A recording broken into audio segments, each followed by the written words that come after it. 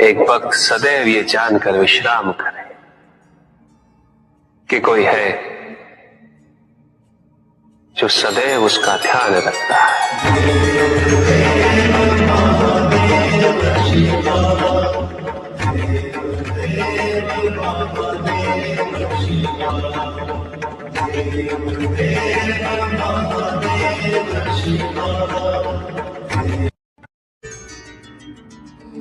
भक्त की भक्ति और उसकी श्रद्धा से प्रसन्न होगा। उसके राधे उसे दर्शन अवश्य देते, किंतु कब, किस रूप में और किस परिस्थिति में,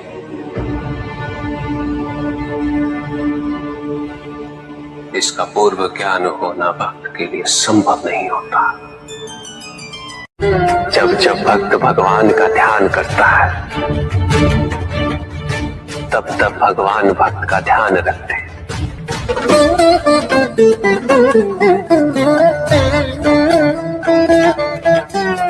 किंतु जिस क्षण भक्त भगवान का ध्यान नहीं करता,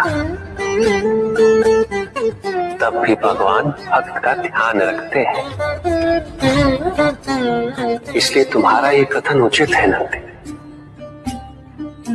मैं व्यस्त हूं और मैं चिरंतन काल से लेके चिरकाल तक व्यस्त रहूंगा। प्रत्येक क्षण प्रत्येक भक्त का ध्यान रखते हैं।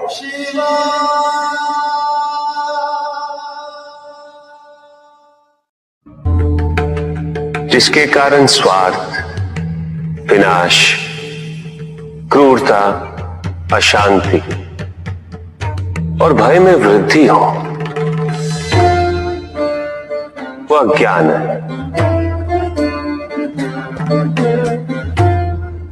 किंतु जो व्यक्ति को उदार, निर्भीक, सहनशील और विनम्र बनाए, वही ज्ञान है। अज्ञान की शक्तियां दुरुपयोग करने हेतु प्रेरित करती हैं, किंतु जो अपनी शक्तियों और अपने सामर्थ्य के प्रति अपने उत्तरदायित्व को समझाए, जो न केवल अपने अपितु अपने से पहले संसार के उद्धार हेतु प्रोत्साहित करे, वो ज्ञान है। ज्ञान का मूल उद्देश्य ही परोपकार है, सृजन है। दूसरों की भावनाओं को समझना, उनका आदर करना, यही ज्ञान है। क्योंकि ज्ञान हमें न केवल अपने अपितु दूसरों के दुख और सुख के प्रति भी संवेदनशील बनाता है। किंतु जो दूसरों की भावनाओं का अनादर करे, उसे ज्ञान की श्रेणी में कैसे रखा जा सकता है? अज्ञान के कारण व्यक्ति सांसारिकता में बंधता जाता है, मोह माया में उलझता जाता है। अज्ञान परम सत्य से दूर ले जाने का माध्यम है, किंतु ज्ञान व्यक्ति को परम सत्य की ओर ले जाता है। ज्ञान मुक्तिदायक है, मोक्ष का मार्ग है, और इस मुक्तिदायक ज्ञान का सर्वोच्च रूप है आत्मज्ञान। और यही ज्ञान की पूर्णता भी है कि व्यक्ति अपने को समर्पित करते, छोड़ दे अहंकार को, तो ब्रह्म की इच्छा ही पूर्ण होती है, और अभी भी वही फलित हो रही है। ऐसा नहीं है कि हम उससे भिन्न फलित करा लेंगे, लेकिन व्यक्ति भिन्न फलित कराने में लड़ेंगे, टूटे, नष्ट हो। कुछ भी सुनने और समझने के लिए मन का मौन रहना आवश्यक है। किंतु मन मौन रहना नहीं जानता।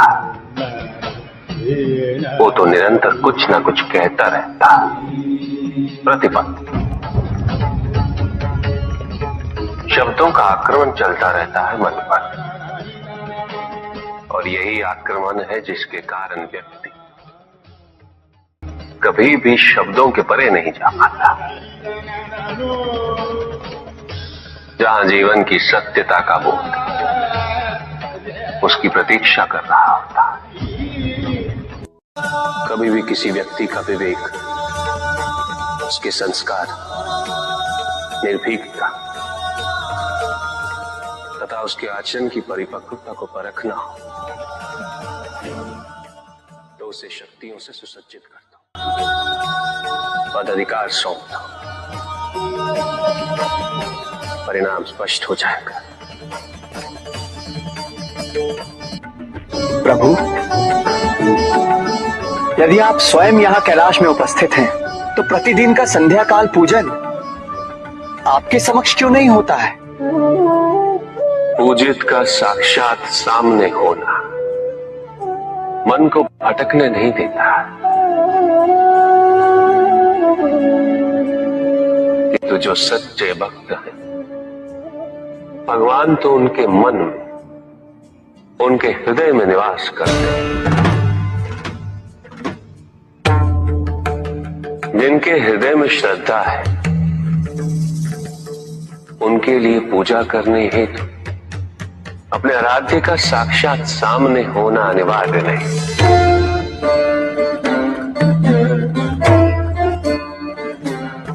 वो तो अपने मन के नेत्रों से प्रतिपल उनके दर्शन पा रहे हैं।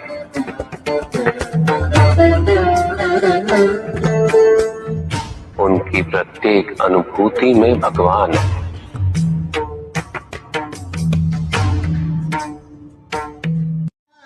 सुख आंतरिक होता है, संतोष आंतरिक होता है। उन्हें बाहरी तत्वों से रेखांकित और परिभाषित नहीं किया जा सकता, आकार से नहीं पाया जा सकता। आकार के आधार पर केवल अहंकार ही उत्पन्न होता है, क्योंकि आकार से तुलना करने का संदर्भ प्राप्त हो जाता है। यदि तुम्हारा आकार छोटा है तो तुमसे भी छोटा कोई ना कोई अवश्य होगा, और यदि उसी प्रकार तुम विशाल हो तो तुमसे भी विशाल इस संसार में कोई ना कोई अवश्य होगा। इसीलिए शरीर या आकार की तुलना करना कभी भी शाश्वत सुख का आधार नहीं बन सकता। युद्ध किसी व्यक्ति से नहीं गणेश, मानसिकता से होता। युद्ध में संघर्ष अच्छाई या बुराई का नहीं होता, सभी में अच्छाई है और बुराई भी है पुत्र। युद्ध तो विचारधाराओं का होता है। व्यक्ति अपने पराक्रम